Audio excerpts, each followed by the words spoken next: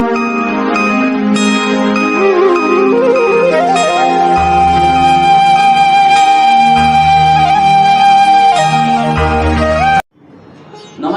जय गणेश। अमावस्या दीपावली का त्योहार भी आ रहा है और साथ में सूर्य ग्रहण भी। सबके मन में एक ही प्रश्न, कब मनाए दिवाली और सूर्य ग्रहण कब रहेगा? आज इस वीडियो में इसी पर हम चर्चा करेंगे। मित्रों, सबसे पहले हम जान लें कि अमावस्या के दिन ही दीपावली का त्योहार मनाया जाता है रात्रि में, और ग्रहण जो होता है वो भी अमावस्या के दिन ही होता है। लेकिन इस बार हमारी पंचांग की गणना के अनुसार 24 अक्टूबर सोमवार को अमावस्या प्रारंभ होगी 5:29 सायंकाल से। यानी 24 अक्टूबर सोमवार के दिन सवेरे से लेकर के और शाम को 5:29 तक चतुर्दशी 14 तिथि रहेगी, और 5:29 से शाम को अमावस्या तिथि प्रारंभ होगी, जो अगले दिन 4:20 तक रहेगी। 25 अक्टूबर को सायंकाल 4:20 तक अमावस्या तिथि रहेगी। तो शुभ मुहूर्त के अनुसार लक्ष्मी जी का पूजन, दीपावली का त्योहार 24 अक्टूबर 2022 सोमवार के दिन मनाया जाएगा।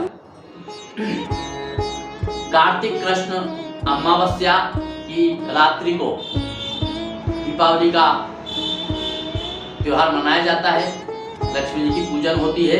तो 24 अक्टूबर 2022 सोमवार के दिन महालक्ष्मी की पूजन के साथ दीपावली का पर्व मनाया जाएगा।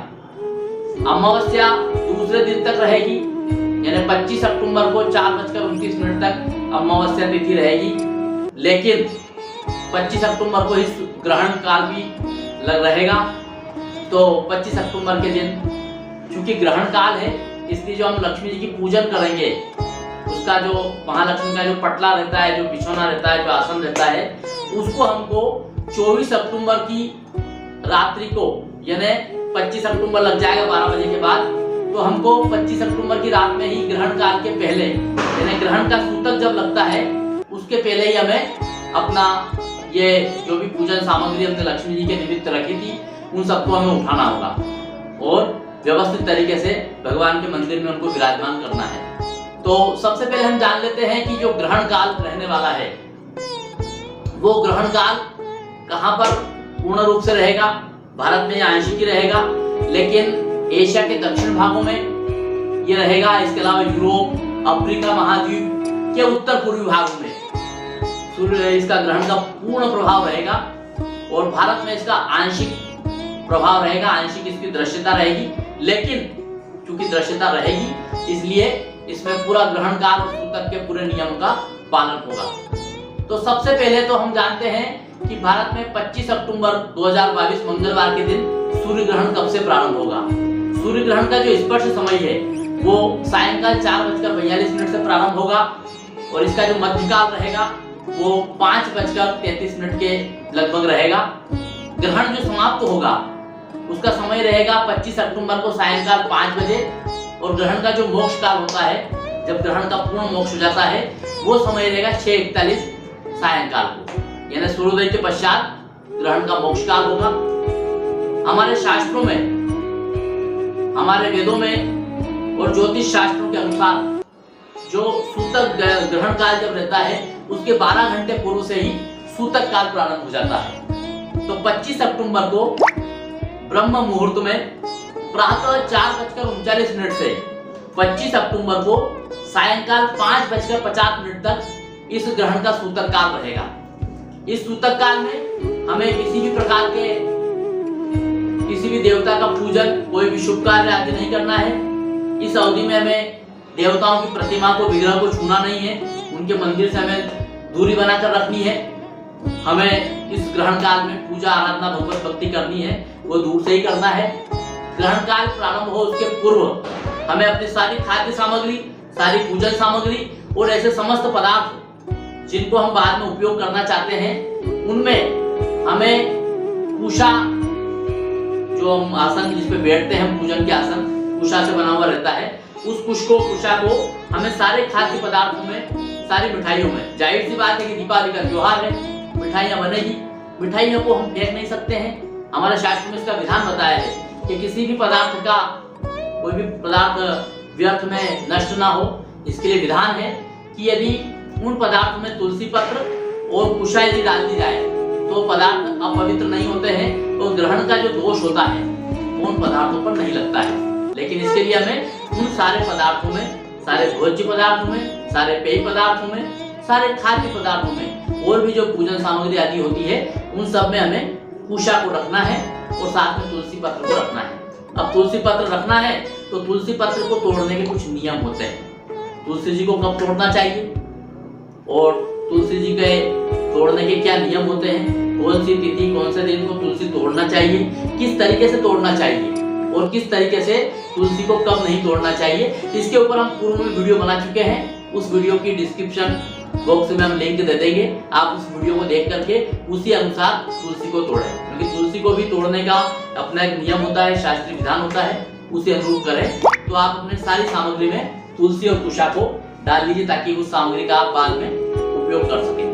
तो सूतक काल जो प्रारंभ होगा वो ब्रह्म मुहूर्त में प्रातः 4:39 से सायंकाल 5:50 तक रहेगा। इस अवधि में हमें भगवत भक्ति करना है।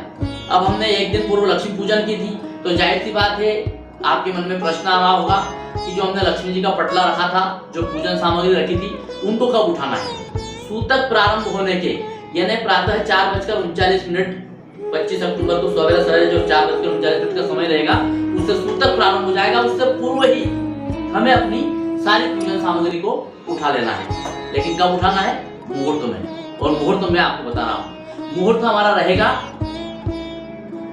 25 अक्टूबर रात्रि 1:43 यानी 24 अक्टूबर को हमने दीपावली का पर्व मनाया, महालक्ष्मी जी की पूजन की। रात्रि 12 बजे से 25 अक्टूबर लग गया है। 25 अक्टूबर को रात को 1:43 से रात्रि 3:17 तक शुभ का चौगड़िया रहेगा। या तो आप 1:43 से 3:17 के बीच में अपना लक्ष्मी जी का पटला, लक्ष्मी जी का जो आसन है पूजा का, उसको आप हटा लीजिए।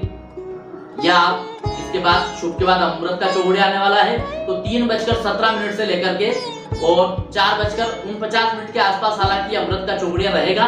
लेकिन चूंकि 4:39 से सूतक प्रारंभ हो जाएगा, अतः हमें 4:39 के पहले ही वो पटला उठाना है, यानी 4:30 बजे तक हम वो पटला उठा लें। 1:43 रात्रि से लेकर के और 4:30 प्रातः काल के बीच में हम अपना लक्ष्मी जी का आसन पटला उठा सकते हैं। अब ये तो बात हुई लक्ष्मी पूजन की, पटला उठाने की, सूर्य ग्रहण के समय की और सूतक का। तो अब हम बात करते हैं कि ये जो सूर्य ग्रहण है ये कौन सी राशियों के लिए शुभ फलदायी रहेगा, कौन सी राशियों के लिए अनुकूल रहेगा और ये सूर्य ग्रहण किन राशियों के लिए प्रतिकूल रहने वाला है, ये भी हम आपको बताने वाले हैं। तो सबसे पहले तो हम जान लें कि वृषभ राशि, सिंह राशि और धनु राशि, इन राशि के जातकों के लिए ये जो ग्रहण काल है ये शुभ फलदायी रहेगा, अनुकूल रहेगा। और मिथुन, कन्या और मकर, इनके लिए ये जो ग्रहण काल है वो मध्यम रहेगा। इसके अलावा मेष, कर्क, तुला, वृश्चिक और मीन, इन राशि के जातकों के लिए ग्रहण काल थोड़ा प्रतिकूल रहने वाला है, इसलिए उन्हें विशेष सावधानी की आवश्यकता है। अब हम राशिवार आपको बताने वाले हैं कि कौन सी राशि के लिए ग्रहण काल के क्या फल रहेंगे, ये हम आपको बता रहे हैं। सबसे पहली बात करते हैं हम राशि चक्र की प्रथम राशि मेष राशि के बारे में। तो मेष राशि के जो जातक होते हैं उनके लिए ग्रहण काल उनके जीवन साथी के लिए कष्टकारक होगा। पति अगर मेष राशि का है तो उसकी पत्नी के लिए कष्टकारक रहेगा। पत्नी यदि मेष राशि की है तो उनके पति के लिए कष्टकारक रहेगा, यानी आपके पार्टनर के लिए थोड़ा समय कष्टकारी मेष राशि वालों के लिए होने वाला है। वृषभ राशि के जो जातक है उनके लिए ये सर्व सुखकारी है, अनुकूल रहने वाला है ग्रहण का एक काल। अब अगली राशि मिथुन राशि। मिथुन राशि के बारे में हम बताने वाले हैं, लेकिन उसके पहले यदि आपने हमारा YouTube चैनल सब्सक्राइब नहीं किया है तो सबसे पहला काम आप कीजिए, हमारे YouTube चैनल नक्षत्रम ज्योतिष को सब्सक्राइब कर लीजिए। क्यों? क्योंकि ज्योतिष, वास्तु और धर्म आध्यात्म के ऊपर हम समय समय पर बहु उपयोगी ज्ञानवर्धक वीडियो डालते रहते हैं। यदि आप नक्षत्रम ज्योतिष के हमारे YouTube चैनल को सब्सक्राइब करेंगे तो आपको समय समय पर विभिन्न प्रकार की जानकारियाँ प्राप्त होती रहेगी और आपको सबसे पहले जानकारियाँ प्राप्त होती रहे इसके लिए आपको सब्सक्राइब करने के बाद में बेल आइकॉन के बटन को दबाना है। बेल आइकॉन के बटन को दबाइए, उसमें आप ऑल वीडियोस के ऑप्शन को सेलेक्ट कीजिए, इससे आपको सबसे पहले हमारे सारे वीडियो समय से मिल जाएंगे। इसके बाद में आपको क्या करना है, इन वीडियो को शेयर भी करना है। क्यों? क्योंकि ये जो जानकारी आप तक पहुंचा रहे हैं, ये जानकारी सब लोगों तक पहुंचनी चाहिए। तो आशा है आप इतना सा काम तो कर ही सकते हैं। मिथुन राशि की बात कर लेते हैं। मिथुन राशि के जातकों के लिए मानसिक कष्ट और चिंता देने वाला ये ग्रहण काल आ रहा है, तो थोड़ा सा हमें ध्यान रखना है और चिंता नहीं चिंतन करें। इस ग्रहण काल में हम भगवत भक्ति करें, भगवान के नाम का सुमिरन करें, समय है निकल जाएगा। इसके बाद अगली राशि आती है कर्क राशि। कर्क राशि वालों के लिए भी थोड़ा सा कष्टकारी ये समय होने वाला है और कर्क राशि के जातकों के लिए भी प्रतिकूल या शुभ परिणाम बहुत ज़्यादा तो नहीं लेकिन कष्टकारी रहने वाला है। तो हमें भी आप इस समय महामृत्युंजय मंत्र का जाप कीजिए और ग्रहण काल में आप जितनी भगवत भक्ति करेंगे आपके मन को न केवल शांति मिलेगी बल्कि ये जो प्रतिकूल समय आपके लिए आ रहा है ये भगवत भक्ति से सुखद हो जाएगा। इसके बाद में अगली राशि आती है सिंह राशि। सिंह राशि वालों के लिए 12 ही राशियों में सिंह ऐसी राशि है जिसके लिए सबसे ज़्यादा सुखद, सबसे ज़्यादा अनुकूल और सबसे ज़्यादा कल्याणकारी ये ग्रहण काल रहने वाला है। लेकिन इसका अर्थ यह नहीं है कि ग्रहण काल में आप भगवान नाम का जप ना करें। भगवान का आप जाप करिए और ग्रहों की दृष्टि के कारण आपके लिए ये जो ग्रहण काल है ये सुखद है। आपको इसमें आकस्मिक धन लाभ की प्राप्ति हो सकती है और अनेक प्रकार के लाभ के योग भी सिंह राशि वालों आपके लिए बन रहे हैं। सिंह के बाद यदि मैं बात करूं कन्या राशि की, तो कन्या राशि के जो हमारे जातक हैं उनको इस ग्रहण काल में कुछ हानि के योग बन रहे हैं, कुछ क्षति हो सकती है, इसलिए सावधानी रखें। आप यदि हर कार्य में सावधानी रखेंगे, संयम के साथ आप काम करेंगे, ध्यानपूर्वक काम करेंगे तो वो जो आपकी हानि होने की आशंका बन रही है उसकी संभावना कम हो जाएगी और आपका ये समय यदि आपने सावधानी पूर्वक निकाल लिया तो शायद कम हानि हो, कम क्षति हो।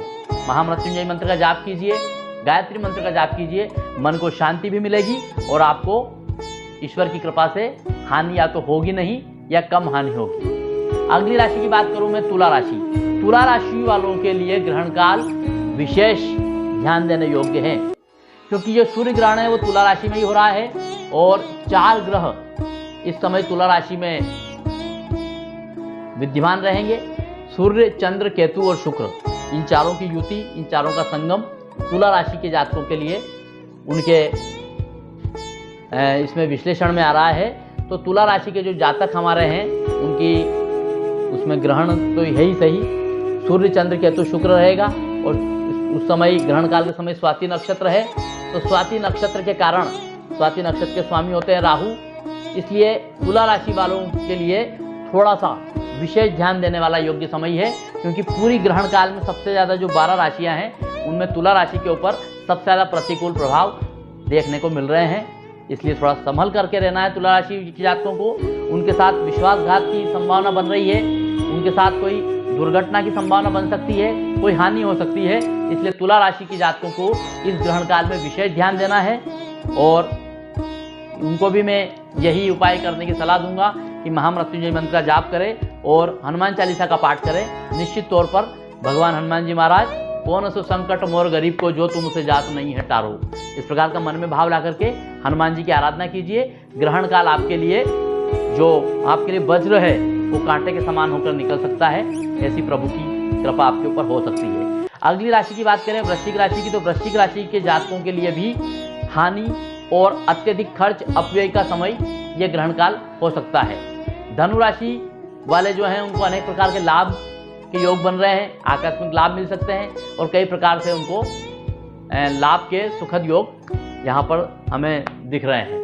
इसके बाद में धनु के बाद बात करें हम तो मकर राशि के लिए भी सर्व सुखकारी है, हर प्रकार से लाभ ही लाभ है और मकर राशि के जातकों के लिए भी ग्रहण काल शुभ होने वाला है। इसके बाद कुंभ राशि वालों, आपको सतर्क रहना है क्योंकि आपकी मान के ऊपर, आपकी प्रतिष्ठा के ऊपर हानियां हो सकती है, आंच आ सकती है। ऐसा कोई कार्य नहीं करे जिससे आपकी मान पर, आपकी प्रतिष्ठा पर कोई आंच आए। संभल कर रहे, अपनी वाणी पर नियंत्रण रखें और अपने व्यवहार में थोड़ी सी मृदुलता लाएं ताकि मान हानि की जो संभावना बन रही है वो उससे आप बच सकें। मीन राशि के लिए भी एक कष्टकारी ग्रहण काल होने वाला है। मीन राशि के जातकों को संभल करके रहना है, भगवान की आराधना करनी है, महामृत्युंजय मंत्र का जाप करें और साथ में बजरंग बाण का पाठ भी आप कर सकते हैं। ग्रहण काल के सूतक के सारे नियमों का पालन कीजिए और इसी के साथ अब मैं आप लोगों से विदा लेता हूं। आप सबके लिए ये ग्रहण काल सुखकारी हो और आप सभी को दीपावली की अग्रिम शुभकामनाएं प्रेषित करते हुए सभी को सादर जय श्री गणेश।